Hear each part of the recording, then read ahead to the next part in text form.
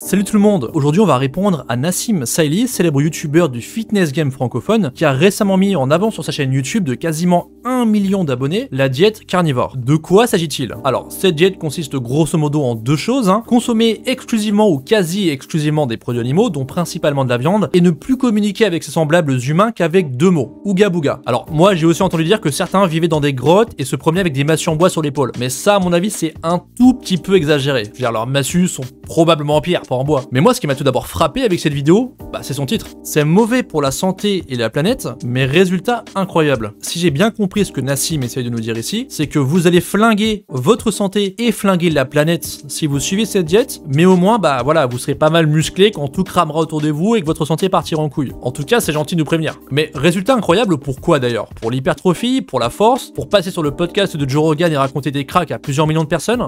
C'est pas encore clair, mais vous allez découvrir assez vite, ou pas. C'est parti. You only eat meat still? Yep. So you wake up in the morning, what do you have for breakfast? Strip loin. What do you have for lunch? Strip loin. What do you have for dinner? Sometimes strip loin in soup. I mean, it's kind of fascinating. How long have you done this? 6 years? Yeah, 6 years in December. Je sais, moi aussi, la première fois que j'ai visionné cette vidéo, je me suis dit, la diète carnivore, vraiment? L'idée de consommer de la viande chaque jour, à chaque repas, ça me paraissait quand même un peu bizarre. On peut que se demander, c'est quoi la finalité de cette diète? Est-ce qu'on risque pas d'avoir des carences importantes ou des problèmes de santé? Et bizarrement, il y a un nombre impressionnant de célébrités qui ont adopté cette diète et qui en plus en vantent les mérites pour la santé. Vous l'avez sûrement vu passer chez Joe Rogan, chez Lex Fridman, ils ont probablement les podcasts les plus populaires au monde et on les a entendus de nombreuses fois en parler sur leur chaîne. On les entend parler de perte de poids, de diminution du risque de dépression, de maladies auto-immunes qui disparaîtraient totalement. Il y a de quoi quand même piquer la curiosité.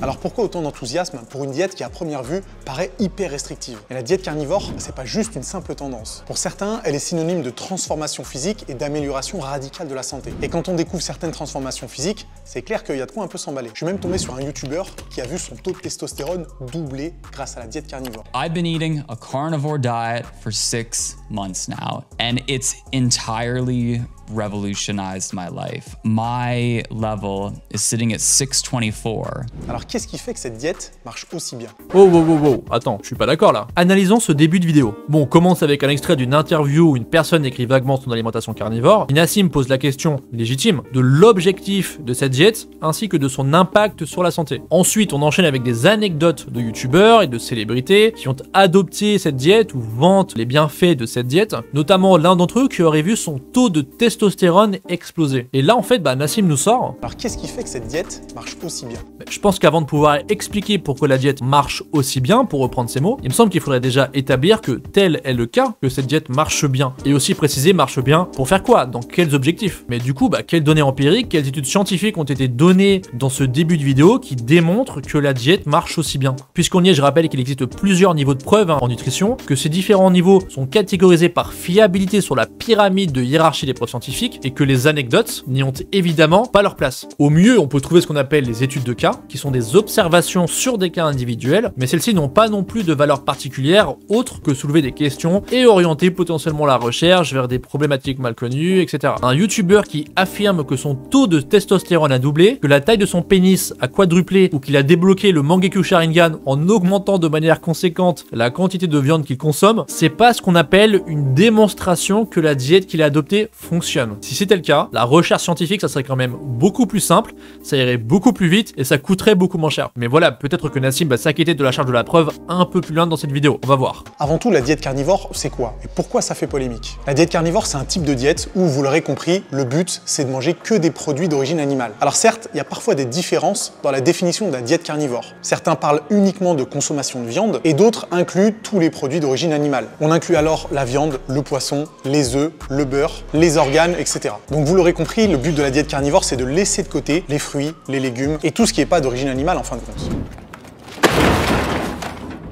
Donc le riz, les pâtes, les pommes de terre, ça vous dit adieu et vous mangez que de la viande. Et les adeptes de cette diète mettent en avant le fait que la diète carnivore se rapproche de nos besoins biologiques en tant qu'être humain. Et ils le justifient très bien en précisant que nos ancêtres avaient l'habitude de manger une plus grosse proportion de produits d'origine animale. Est-ce que c'est vrai ou pas? Là n'est pas la question. C'est quand même un peu la question à partir du moment où tu considères que ça justifie très bien leur position. Et moi, comme ça me fait un peu chier qu'on balance des affirmations comme ça empiriques à l'appel sans jamais vraiment démontrer qu'elles sont vraies, surtout sur une chaîne à 1 million d'abonnés et surtout sur un sujet comme celui-ci, on va faire un breakdown rapide de ce truc-là. J'imagine donc ici qu'on parle des besoins nutritionnels, c'est-à-dire des quantités recommandées de micronutriments et d'énergie par exemple, telles que définies par les consensus scientifiques ou par les meilleures données dont on dispose sur ces questions précises. Par exemple, 380 mg de magnésium par jour pour un homme de 18 ans ou plus, 3500 mg de potassium pour les hommes et femmes de plus de 18 ans, etc., etc. Une alimentation qui se rapproche le plus de nos besoins, du coup, c'est donc une alimentation qui permet de satisfaire au mieux chacun de ses apports. Et si possible, bien sûr, sans que cela ait d'autres effets délétères, comme augmenter le risque de maladie cardiovasculaire ou de cancer. Donc, Nassim, est-ce qu'on peut avoir la démonstration,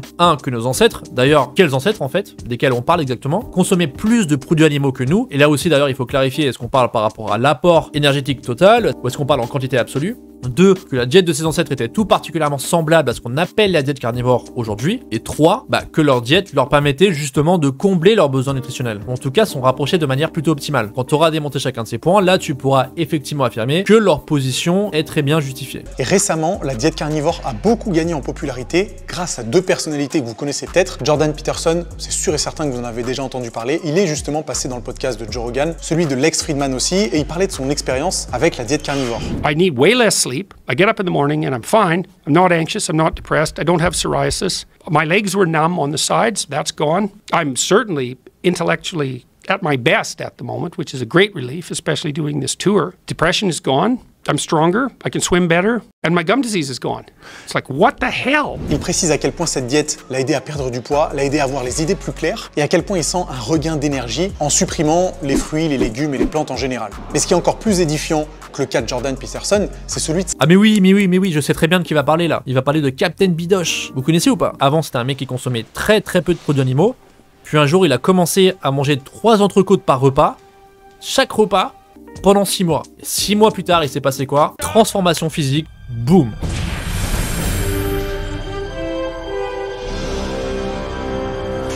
Ah, je vous jure que c'est vrai. La preuve, il l'a dit dans un célèbre podcast et il a même fait une vidéo YouTube dessus. Qu'est-ce qu'il vous faut de plus? Des données scientifiques? Abusez pas. Jordan Peterson, c'est celui de sa fille Michaela. Ah non, merde, il voulait parler de la fille de Jordan Peterson. Tout le monde peut se tromper, Autant pour moi. Michaela, elle a une histoire très intéressante et plutôt un peu triste. Depuis sa naissance, elle souffrait d'une maladie auto-immune qui l'empêchait d'être active comme les personnes de son âge. Elle était la plupart du temps alitée, avait des douleurs articulaires insupportables et a passé une partie de sa vie à l'hôpital avec des traitements qui étaient aussi douloureux qu'interminables. Et depuis quelques années, Michaela précise bien qu'elle a supprimé tous les fruits, tous les légumes, toutes les plantes et ne mange que de la viande. La viande au petit déjeuner, la viande au déjeuner, la viande le soir. Et on peut considérer qu'elle suit un type de diète carnivore assez particulier. Certains lui donnent le nom de diète du lion, où il n'y a que de la viande. Et du coup, elle attribue à cette diète plein de bienfaits, comme l'amélioration, voire même la disparition de sa maladie auto-immune, et à quel point ça a contribué à son bien-être général. Selon elle, sa diète est aussi responsable de l'amélioration de la qualité de sa peau, amélioration de son humeur, et tout ce qu'on pourrait attribuer à l'amélioration de son état psychologique. Donc là, vraiment, ça commence à attiser la curiosité. Bon, finalement, c'était pas l'histoire de Captain Bidoche, mais franchement, c'était presque aussi incroyable. Mais plus sérieusement, Nassim, qu'est-ce que c'est que ce merdier? Les anecdotes, ça va 2 minutes, ou plutôt devrais-je dire 4 minutes en l'occurrence, mais maintenant, elles sont où les données, ma gueule? Et attention, j'entends pas là des données sérieuses. Pas ce truc que tu as mis dans la description de ta vidéo et dont je me demande encore la raison pour laquelle ça s'est trouvé là. Pour être clair, cette étude-là, c'est rien d'autre qu'un sondage, ok? On a été chercher des participants sur Facebook, sur Instagram ou sur des groupes diète carnivore et grosso modo on leur a demandé comment ils se sentaient. Il n'y a eu aucune mesure physiologique, les statuts nutritionnels des participants n'ont pas été évalués, il n'y a pas eu d'ajustement ou de prise en compte de facteurs confondants. Bref, on pourrait difficilement apporter pire comme preuve que la diète carnivore présente le moindre avantage ou fonctionne. Je vous cache pas que cette vidéo elle commence quand même assez mal. Mais bon, on va peut-être avoir des données un peu plus solides par la suite, ou pas. Et si vous faites quelques recherches sur internet sur les bienfaits de la diète carnivore, vous allez à tous les coups tomber sur des avant-après de fou, avec des pertes de poids incroyables, des prises de muscles aussi impressionnantes que les pertes de poids, et bien souvent des pratiquants qui précisent que l'état de leur peau s'est grandement amélioré. Je pense surtout au Dr Shawn Baker, qui a un site assez édifiant avec des transformations très impressionnantes de patients qui auraient suivi la diète carnivore. Alors attention, il faut garder un peu de recul et d'objectivité, parce qu'on est aux États-Unis et le Dr Shawn Baker, il a sûrement des intérêts financiers à vous faire suivre la diète carnivore. Here comes the money. Here we go. Money talk. Here comes the money. Attends. On parle bien du docteur Sean Baker, qui avait eu sa licence de praticien révoquée en 2017 par l'hôpital dont il était l'employé pour incompétence. Oui, c'est bien lui. Ah d'accord, non, juste pour être sûr. Alors effectivement, tout son business à ce mec-là est aujourd'hui basé sur la diète carnivore, hein. Et franchement, tout comme Nassim, je ne serais pas non plus étonné qu'il touche un petit chèque de la part de certaines entités agroalimentaires. Et d'ailleurs, soit dit en passant, Nassim, est-ce que tu es au courant que le sondage que tu as partagé pour démontrer les bienfaits du régime carnivore a justement été développé et diffusé par ce Sean Baker? Au cas où d'ailleurs, c'est écrit dans la section remerciements de l'étude. Mais ceci étant dit, et pour être tout à fait honnête et rigoureux de mon côté, il se pourrait très bien que la diète carnivore soit aussi bénéfique que Sean Baker le prétend, hein. C'est pas parce qu'il gagne des thunes sur le concept qu'il a tort ou qu'il ment. Ça serait fallacieux de l'affirmer. Encore une fois, mon standard ne change pas. Une seule façon de le savoir, consulter des données scientifiques fiables, solides. L'une des principales préoccupations liées à ce régime, c'est l'élimination totale des plantes. Et ça pose problème parce que dans l'imaginaire commun, consommer des fruits et des légumes, ça peut que être bon pour la santé. En plus de ça, où est-ce qu'on est censé trouver nos apports en vitamine C si on consomme ni fruits ni légumes? A priori, la plupart de nos besoins en micronutriments seraient totalement différents si jamais on supprimait toute une famille d'aliments, en l'occurrence les glucides. Par exemple, la recommandation quotidienne de vitamine C pour un homme de taille et de poids normal, c'est environ 100 mg par jour. Mais dans le cas de la diète carnivore, en l'absence de glucides et de plantes en général, eh bien les besoins en vitamine C chutent à environ 10 mg par jour. Vous imaginez, ça fait 10 fois moins. Ces besoins en vitamine C 10 fois inférieurs s'expliqueraient par le fait que glucides et vitamine C seraient similaires sur certains points et qu'ils seraient du coup en compétition pour l'entrée dans les cellules. Donc par extension, consommer trop de glucides peut inhiber un petit peu la vitamine C. Et au contraire, en l'absence de glucides, eh bien l'organisme peut fonctionner avec des quantités de vitamine C qui sont inférieures. Et tout ça sans risquer de carences particulières, de baisse d'énergie ou de problèmes pour la santé. Alors bon, déjà, ça serait bien de mettre des captures d'écran sur la vidéo quand une étude est citée. Et pas juste mettre les liens des sources dans la description. Ça, normalement, c'est la base. Alors bien sûr, j'ai été lire la source pour tout ce passage sur la vitamine C, qui est en fait une revue de la littérature d'une certaine Amber O'Hearn, auto-baptisée, pour l'anecdote un petit peu rigolote, Radical Carnivore, entre parenthèses, not omnivore, sur Twitter. Mais là, par contre, je pose vraiment une question. Est-ce que Nassim, tu as vraiment lu cette revue? Est-ce que tu as consulté les sources sur la vitamine C? Bon, moi, évidemment, vous me connaissez, j'ai été lire les sources, ok? Et les sources pour ce passage sur la vitamine C sont une archive du Lancet datant de 1890, qui n'est même pas une étude, mais en fait des observations visuelles réalisées par un médecin en voyageant, et une étude de 1980 portant sur des cochons d'Inde. Voilà, on a fait le tour des sources. Pour rappel au cas où, les études sur animaux sont tout en bas de la pyramide de hiérarchie des preuves scientifiques. C'est quoi ce délire? On peut donc, je pense, oublier tout ce passage sur la vitamine C et de passer à la suite. Ok, il y a une autre préoccupation principale par rapport à cette diète carnivore. Et cette préoccupation, c'est le potentiel manque de fibres. Et si on écoute la plupart des diététiciens, vous serez d'accord pour dire qu'ils recommandent la consommation de fibres pour avoir un transit régulier et pour la santé générale. Et la plupart des gens pensent qu'une diète pauvre en fibres pourrait provoquer de la constipation. Et c'est pour ça qu'on a toujours eu des recommandations alimentaires nous encourageant à manger des fruits, des légumes, des légumineuses, etc. F pour source de fibres, et toujours avec des probiotiques actifs et du calcium pour le bien-être digestif. Ok, est-ce que vous saviez que les fibres n'étaient pas réellement digérées par le corps humain? Les fibres alimentaires, c'est des glucides complexes qui passent à travers l'estomac et les intestins sans être totalement décomposées. Et elles sont généralement rangées dans deux catégories, les fibres solubles et les fibres insolubles. Et typiquement, elles sont connues pour aider à la régularité intestinale, mais selon certains professionnels, c'est justement les fibres qui seraient responsables de la constipation. Je sais, moi aussi, j'y croyais pas trop la première fois que j'ai entendu ça, mais je vais vous partager l'exemple du docteur Paul Mason qui a des arguments quand même assez convaincants. Ici, il nous parle d'une étude faite sur les personnes qui souffraient de constipation. Et cette étude compare les effets d'une diète riche en fibres et les résultats que ça pouvait avoir en fonction de la gravité de la constipation. Et on voit sur le graphique, la diète avec le plus de fibres a provoqué le plus de constipation. Et les résultats sont encore plus intéressants pour les personnes qui ont consommé moins de fibres, voire même pas du tout de fibres alimentaires. So the question is, what happened to those, the majority of those in the study, who had zero fibre in their diet? This is not a mistake. Not one patient on the zero fibre diet had any symptoms. That's quite astonishing, really. Personnellement, ce que je trouve moi ici un petit peu étonnant, c'est que c'était une unique étude prospective, alors qu'en fait, il existe aujourd'hui des revues systématiques, des méta-analyses sur la question. Par exemple, cette revue systématique et méta-analyse, publiée en 2022, portant sur 16 essais contrôlés randomisés, pour un total de 1251 sujets, qui concluait à une amélioration des symptômes de constipation pour les personnes dans les groupes traités via supplémentation. La pyramide de hiérarchie des preuves scientifiques doit être si possible respectée lorsqu'on cherche à défendre une affirmation empirique comme celle-ci. Et ça, c'est un petit peu le genre d'erreur de méthodologie que font énormément énormément de youtubeurs fitness / nutrition, y compris ceux qui se revendiquent evidence-based, sceptiques ou encore zététiciens, quand ils ou elles citent des sources. On enchaîne. Alors même si effectivement la plupart des personnes associent la consommation de fibres à un transit intestinal régulier, en réalité cette idée provient du fait que lorsqu'on consomme des fibres, le corps doit expulser une plus grande quantité d'éléments non digestibles. Alors que lorsqu'on consomme moins de fibres, ou pas du tout de fibres pour le cas de la diète carnivore, les selles moins fréquentes et de plus petite taille se traduisent pas nécessairement par de la constipation. Et il semblerait que ce qui expliquerait tout ça, c'est la capacité de notre corps à bien métaboliser les aliments d'origine animale. Et dans la diète carnivore, la majeure partie de ce qui est consommé est utilisé, ce qui revient à avoir moins de choses à éliminer. Du coup, plutôt que de se fier aveuglément à la présence ou à l'absence de fibres alimentaires, il est plus important d'écouter son corps et d'observer quelles sont les réactions en fonction des aliments que vous allez consommer.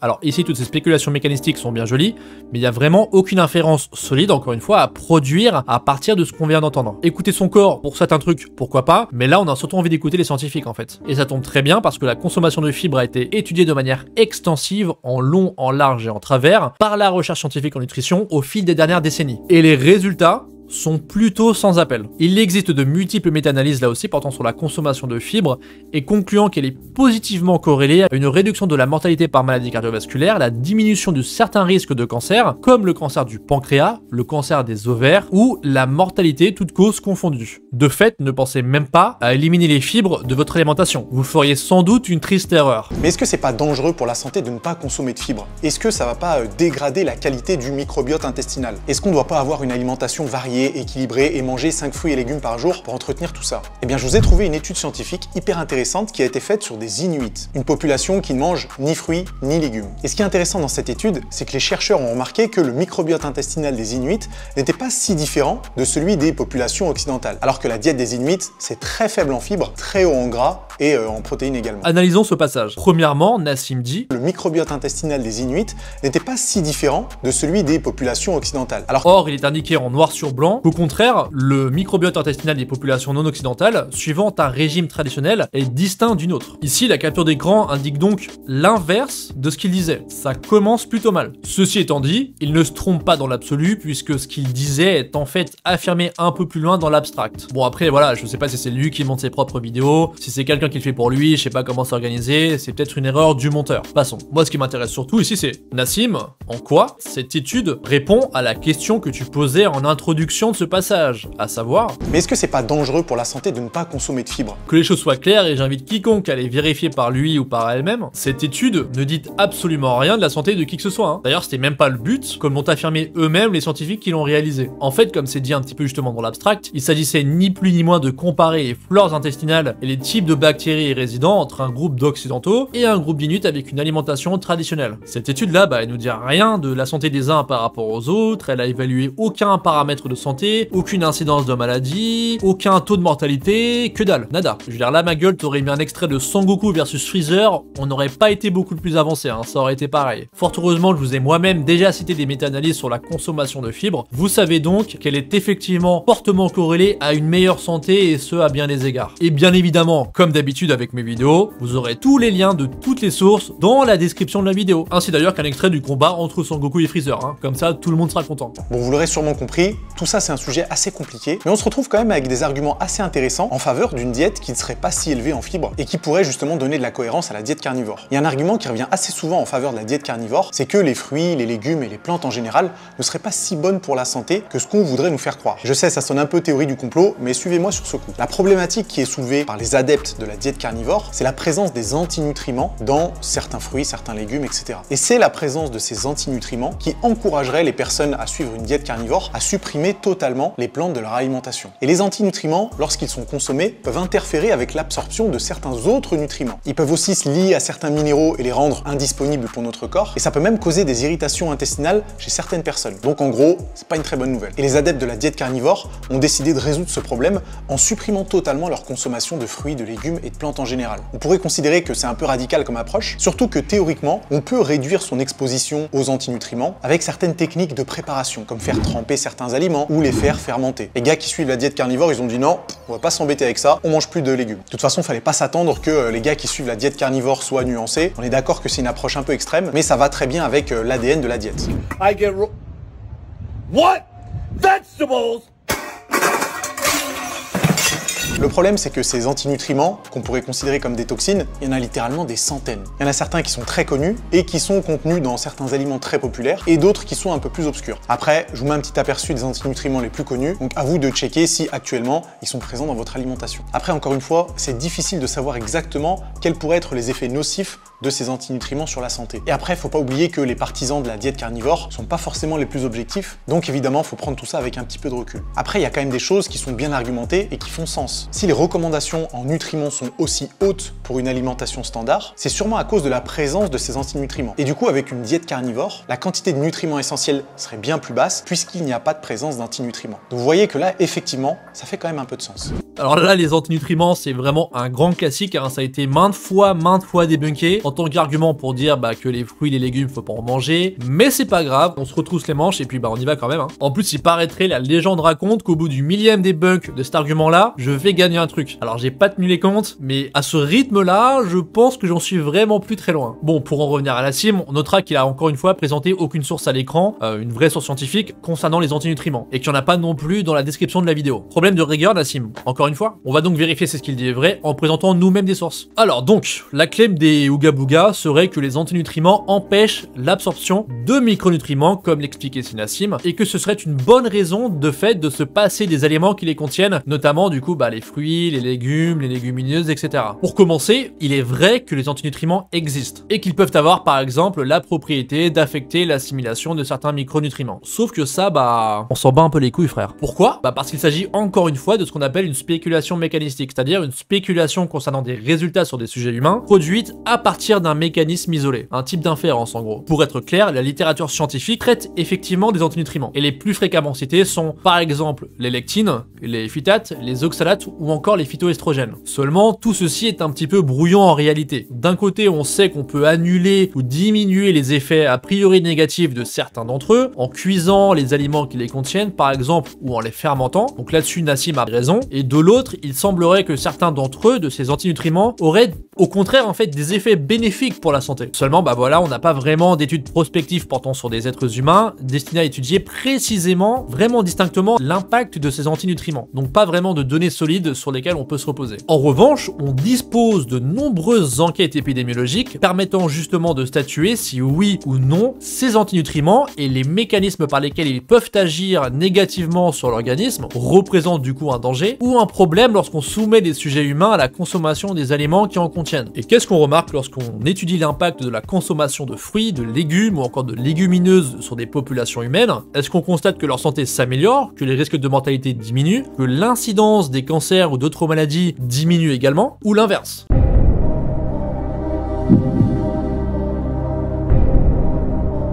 Eh bien, les fruits et les légumes, figurez-vous, sont bons pour la santé. Ah, je sais, on apprend vraiment des trucs incroyables sur cette chaîne YouTube. Plus sérieusement, de nombreuses revues systématiques et méta-analyses d'études prospectives démontrent effectivement que la consommation de fruits et de légumes est associée à une multitude d'effets bénéfiques pour la santé. Il faut donc croire que les antinutriments font bien mal leur boulot. Quoi qu'il en soit, les antinutriments sont bel et bien un faux problème et certainement pas une raison d'arrêter la consommation de fruits et de légumes, vraiment pas. Au contraire même en réalité, puisqu'encore une fois, les fruits, les légumes, etc. sont associés à une meilleure santé et à une meilleure longévité. Et maintenant, attachez bien vos ceintures pour la dernière ligne droite de cette vidéo, car la conclusion de Nassim est pour le moins ébouriffante. Je dois vous avouer qu'en faisant les recherches pour cette vidéo, je suis passé de ultra sceptique vis-à-vis de la diète carnivore à presque convaincu à tester sur une petite période. Parce que quand on voit tous les bienfaits pour la santé qui sont un peu vantés ou vendus par les pratiquants de cette diète, faut le dire, en tout cas pour moi, ça me donne envie de tester. C'est clair que si vous me dites que la diète carnivore va me permettre d'avoir des protéines de très bonne qualité, ce qui reste ultra important pour moi qui suis sportif. Si vous me dites également que la diète carnivore peut améliorer ma santé, peut améliorer mon humeur, peut améliorer la qualité de ma peau, peut m'aider à perdre du gras et à transformer mon physique, ça reste quand même des arguments très forts, très puissants à l'avantage de la diète carnivore. Après, je reste encore un petit peu partagé parce que j'ai littéralement été confronté pendant plusieurs décennies au discours un peu classique, il faut manger varié,